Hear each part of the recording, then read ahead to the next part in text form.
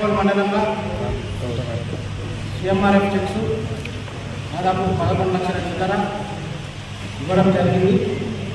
పేదలందరూ కూడా కాంగ్రెస్ ప్రభుత్వం వచ్చిన తర్వాత ఆరోగ్యశ్రీ ద్వారా 10 లక్షల రూపాయల వరకు ఉచిత వైద్యం అందిస్తున్నాం. అదేవిధంగా మరి పేద రైతులు ఎవరైతే ఉన్నారో వారు ప్రైవేట్ హాస్పిటల్లో చూసుకున్నా కూడా సిఎంఆర్ఎఫ్ చెక్స్ వాళ్ళకి ఇవ్వడం వాళ్ళు సద్వినియోగం చేసుకుని చాలా సంతోషపడం.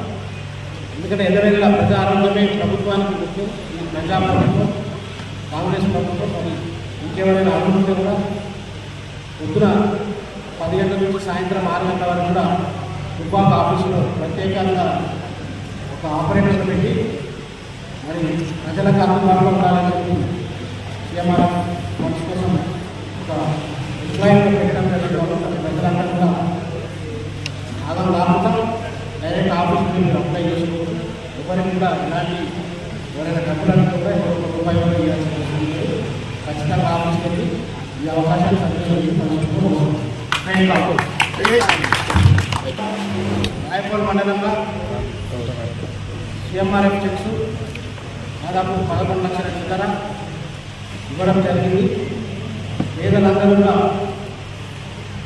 కాంగ్రెస్ ప్రభుత్వం వచ్చిన తర్వాత ఆరోగ్యశ్రీ ద్వారా